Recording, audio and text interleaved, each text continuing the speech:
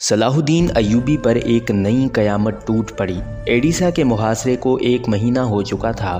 اس دوران صلیبی سلطان ملک صالح کی مدد کو نہیں آئے، مگر حشیشان کے 8 آدم خور ایڈیسا پہنچ کر کسی نہ کسی طرح صلاح الدین ایوبی کے لشکر میں شامل ہو گئے۔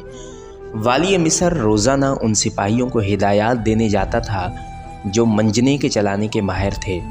1 مہینے کی مسلسل سنگ باری سے قلعے کی مضبوط ترین دیواروں میں بڑے بڑے شگاف پڑ گئے تھے اور وہ فتح ہونے کے قریب ہی تھا کہ ایک دن صلاح الدین ایوبی منجنیق چلانے والوں کے پاس کھڑا انہیں ہدایات دے رہا تھا کہ اچانک ایک آدم خور حشیشی خنجر نکال کر کسی عقاب کی طرح صلاح الدین ایوبی پر جھپٹا اور پوری طاقت سے اس کے سر پر وار کیا۔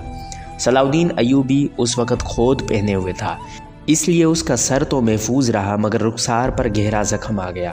صلاح الدین ایوبی نے انتہائی پھرتی کا مظاہرہ کرتے ہوئے حشیشی کی گردن پکڑ لی اور اسے زمین پر دے مارا۔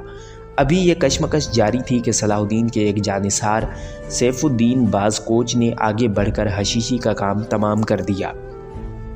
صلاح الدین ایوبی سنبھلا ہی تھا کہ دوسرا حشیشی خنجر لے کر والی مصر پر جھپٹا۔ امیر داؤد نے اسے روکنے کی کوشش کی مگر حشیشی نے اس کی پیشانی پر خنجر کا وار کیا۔ اس کے اثر سے امیر داؤد زمین پر گر پڑا۔ اس سے پہلے کہ حشیشی دوبارہ صلاح الدین پر جھپٹتا، ایک سپاہی نے پیچھے سے اس پر وار کیا اور حشیشی کا سر کٹ کر زمین پر گر پڑا۔ پھر فوراً ہی تیسرا حشیشی خنجر بکف بڑھا مگر اسے صلاح الدین ایوبی کے چچا زاد بھائی ناصر الدین بن شیرکو نے قتل کر دیا۔ اس طرح یکے بعد دیگرے 7 حشیشان قتل کر دیے گئے مگر ایک فرار ہونے میں کامیاب ہو گیا۔ صلاح الدین ایوبی زخمی حالت میں اپنے خیمے تک پہنچا اور بے ہوش ہو گیا۔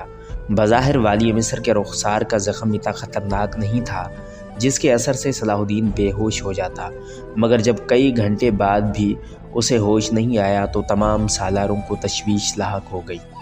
فوری طور پر طبیب کو طلب کیا گیا۔ اس عرصے میں صلاح الدین کے چہرے پر سوجن آنی شروع ہو گئی تھی۔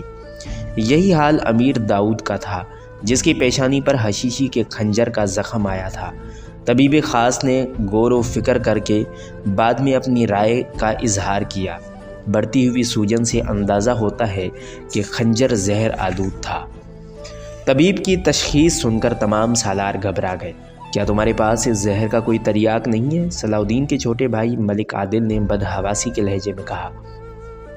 میں نہیں جانتا کہ کون سا زہر استعمال کیا گیا ہے۔ طبیب بھی پریشان نظر آ رہا تھا۔ پھر صلاح الدین ایوبی اور امیر داؤد کو بے ہوشی کی حالت میں کئی دفعہ زہر دوائیں پلائیں گئیں اور زخموں پر کئی مرہم لگائے گئے مگر کوئی فائدہ نہیں ہوا، یہاں تک کہ شام تک امیر داؤد انتقال کر گیا۔